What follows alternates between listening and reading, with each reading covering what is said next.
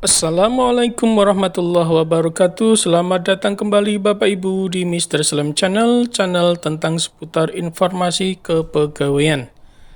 Bapak Ibu, pada kesempatan kali ini kita akan membahas kaitan dengan urutan prioritas honorer P3K tahap 2 yang sudah ditetapkan oleh Menpan RB.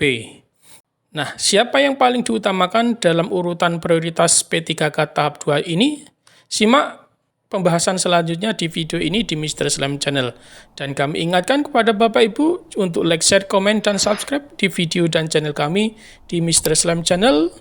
Mudah-mudahan dengan dukungan Bapak Ibu, channel kami semakin maju, semakin berkembang, bisa memberikan informasi-informasi yang up to date, teraktual, dan tentunya bermanfaat untuk kita semuanya. Baik Bapak Ibu, kita lanjut pada pokok pembahasan.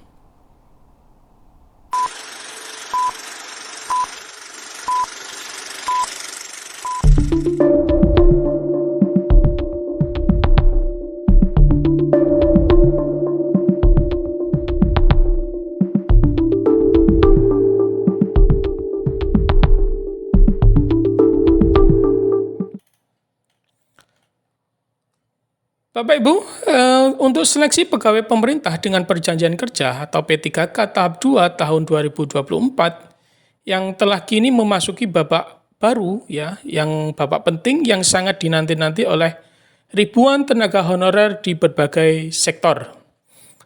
Kementerian Pendayagunaan Aparatur Negara dan Reformasi Birokrasi Kemenpan RB telah resmi menetapkan skema dan urutan prioritas bagi pelamar P3K tahap 2 yang mencakup 3 formasi utama, yaitu tenaga pendidik, guru, tenaga kesehatan, serta tenaga teknis. Penetapan ini tertuang dalam Keputusan Menpan RB nomor 347 tahun 2024 yang menjadi dasar hukum pelaksanaan seleksi nasional untuk pegawai pemerintah non-ASN tersebut.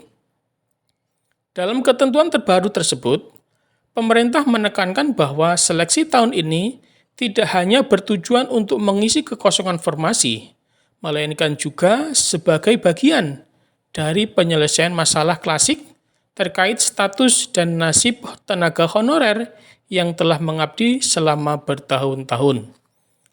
Oleh karena itu, untuk menjamin keadilan dan efisiensi, Kemenpan RB menetapkan 4 kelompok utama yang mendapatkan prioritas dalam proses seleksi P3K tahap 2 ini.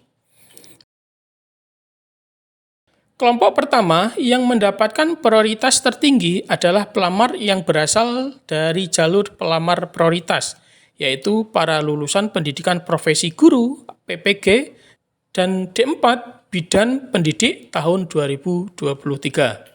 Mereka dinilai memiliki kompetensi yang sesuai dengan kebutuhan di lapangan, terutama untuk menjawab tantangan kekurangan guru bersertifikat dan tenaga kesehatan terlatih di berbagai wilayah pelosok. Pemerintah ingin memastikan bahwa para lulusan ini segera mendapatkan tempat di dunia kerja sesuai dengan bidang keilmuannya. Prioritas kedua diberikan kepada ex-tenaga honorer kategori 2 atau THK 2, yaitu mereka yang telah tercatat dalam basis data Badan Kepegawaian Negara atau BKN sejak lama dan belum diangkat menjadi ASN maupun P3K hingga saat ini. Nah, kelompok ini seringkali menjadi sorotan karena telah mengabdi puluhan tahun tanpa kejelasan status.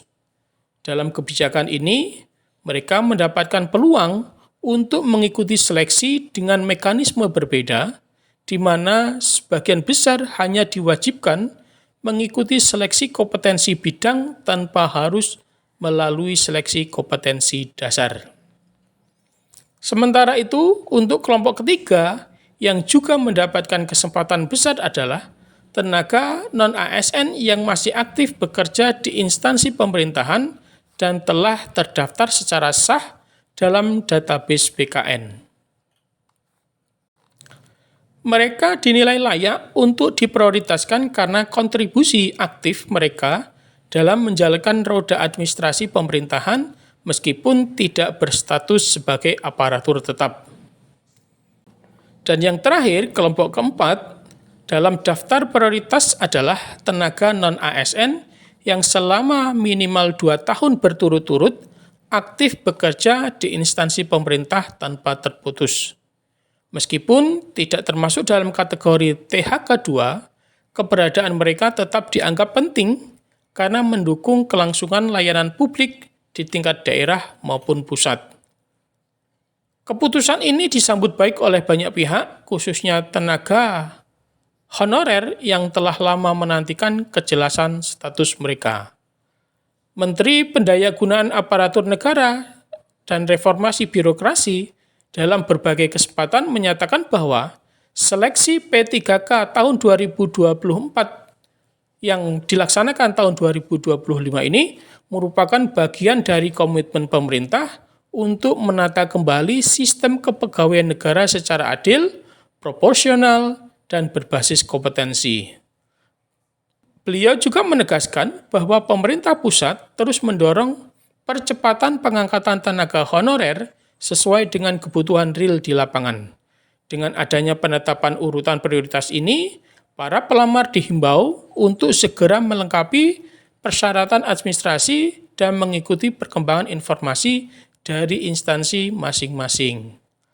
Persiapan yang matang, baik dari sisi dokumen maupun kompetensi teknis, ini sangat diperlukan agar tenaga honorer yang masuk dalam peserta dapat bersaing secara optimal di tengah ketatnya seleksi nasional.